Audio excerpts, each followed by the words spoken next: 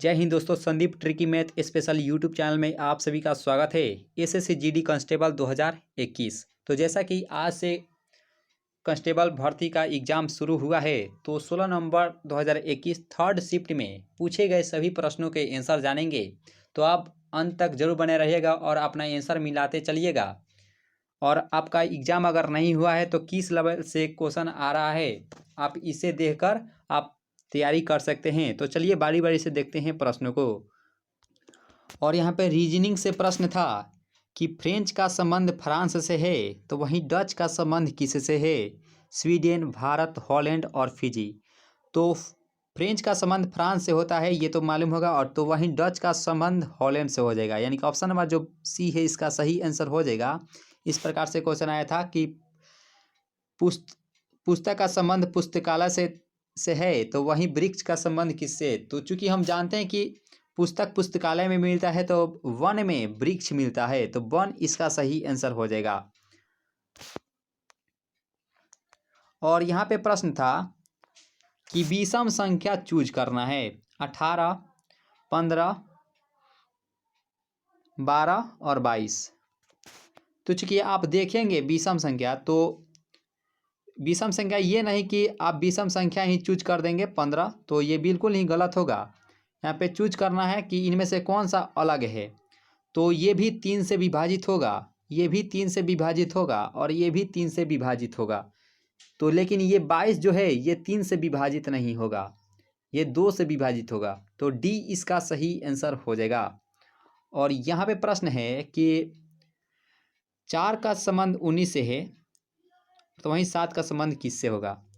तो देखिए यहाँ पे क्या किया गया है, 4 का स्क्वायर प्लस में 3 कर दिया गया है। तो 4 चौका 16 और 16 प्लस 3, तो यह 19 आएगा। तो वहीं 7 का स्क्वायर करेंगे और प्लस में 3 जोड़ देंगे, तो 7 का स्क्वायर प्लस 3, तो 7 7 49 और प्लस में 3, तो 52 इसका सही आंसर हो जाएगा। तो 52 के साथ इसका सही आंसर हो जाएगा। अपना आंसर मिलाते चलिएगा। और यहाँ पे पूछा गया था कि इसरो की स्थापना कब हुई? तो इसरो की स्थापना 15 अगस्त 1969 ईस्वी में इसरो की स्थापना हुई थी। इसका जो हेड क्वार्टर है यह बंगलुरु में है, और वर्तमान में इसके जो अध्यक्ष हैं के सिवान जी हैं। और फर्स्ट शिफ्ट में पूछा गया था कि डीआरडीओ की स्थापना कब हुई? तो डीआरडीओ की स्थापना 1 जनवरी 1958 ईस्वी में उसकी स्थापना हुई थी, डीआरडीओ की स्थापना, जिसके अध्यक्ष हैं अभी सतीश रेड्डी। और यहाँ प्रश्न था कि सिरका में कौन सा अम्ल पाया जाता है? तो सिरका में एसिटिक अम्ल पाया जाता है, याद रखिएगा। और सेब में मैलिक अम्ल पाया जाता है, और इमली में टॉर्टरिक अम्ल, और चींटी के डंक में फॉर्मिक एसिड पाया जाता है। और प्रश्न था कि विश्व पर्यावरण दिवस कब मनाया जाता है? तो विश्व पर्यावरण दिवस 5 जून को मनाया जाता है, याद रखिएगा। तो चलिए नेक्स्ट प्रश्न को देखते हैं। और यहाँ पे हिंदी व्याकरण से पूछा गया था मुहावरे से कि नाक कटना, मुहावरे का सही अर्थ क्या होगा? तो नाक कटना यानी कि अपमानित होना, ये इसका सही अर्थ हो जाएगा। और एक प्रश्न आता है कि नाक का बाल होना यानी कि अधिक प्रिय होना, उसका सही आंसर हो जाता।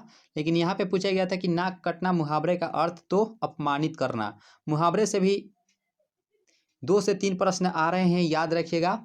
और यहाँ प्रश्न था कि चू न करना, मुहावरे का अर्थ क्या होता है? चूँकि हम सब साधारण भाषा में हम लोग जानते हैं कि अगर हम बात कर रहे हैं तो दूसरा भी कोई आकर उसे वहाँ बोलने लगता है, तो हम बोलते हैं कि यहाँ पर एक भी शब्द नहीं निकलना चाहिए, कि मुँह से चू नहीं निकलना चाहिए, यानी कि आवाज़ नहीं निकलना चाहिए, कि आवाज़ नहीं करना इसका राइट आंसर हो जाता। और यहाँ पे प्रश्न था कि भारत में पहला डे नाइट मैच, यानी कि भारत ने पहला डे नाइट मैच कहाँ खेला था? तो कोलकाता में ईडन गार्डन स्टेडियम में। और वहीं इंडिया वर्सेस बांग्लादेश के बीच हुआ था, और पिंक बॉल से हुआ था, और इसमें इंडिया विजेता हुआ था, याद रखिएगा। और यहाँ पे प्रश्न था कि खड़ा का विलोम शब्द क्या होता है? तो चूंकि हम लोग साधारण भाषा में जानते हैं कि खड़ा खोटा सुना देना, यानी कि खड़ा का विलोम शब्द खोटा हो जाएगा। और यहाँ प्रश्न है कि कौन सी मिट्टी भारत में उत्तरी मैदानों में पाई जाती है? तो भारत में उत्तरी मैदान में सबसे अधिक जलोढ़ मिट्टी पाई जाती है, याद रखिएगा। मिट्टी से भी एक प्रश्न आया है। और यहाँ पे पूछा गया था कि आरंभ का विलोम शब्द क्या होता है। तो शुरू से अंत यानी कि आरंभ से अंत यानी कि विलोम शब्द अंत हो जाएगा। और विलोम शब्द स्तुति का भी पूछा गया था, तो स्तुति का निंदा इसका राइट आंसर हो जाएगा।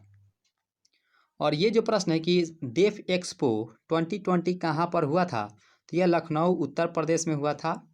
और करेंट का अगर पूछेगा कि ई पंचायत पुरस्कार किसे मिला, तो वह यूपी को मिला है ई पंचायत पुरस्कार।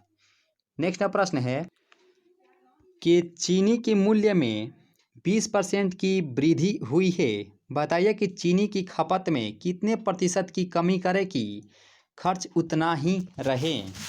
तो हम लोग जानते हैं कि कोई वस्तु 100% के बराबर होता है, तो 20% वृद्धि हुआ है तो 120% हो जाएगा। तो उतना ही खपत करना है कि खर्च उतना ही रहे। तो 20/120, 20/120 और परसेंटेज के लिए हम लोग जानते हैं 100 से भाग देंगे, तो ये 1 0 से 1 0 खत्म, ये 6 और ये 50 और ये 3 और ये ख़त्म। तो 50/3 आएगा। तो यह अनुपात में पूछा गया था यहाँ पे भिन्न में, तो 16.2/3% इसका राइट आंसर हो जाएगा। आप आसानी से ज्ञात कर सकते थे। और यहाँ पे प्रश्न था कि 4 क्रमागत सम संख्याओं के औसत 47 है, तो सबसे छोटी संख्या ज्ञात करनी है। तो चूंकि हम लोग जानते हैं कि औसत हमेशा बीच वाला संख्या को दर्शाता है, तो वहीं सम संख्या पूछा गया है। तो सम संख्या 47 तो है नहीं, ये विषम संख्या है।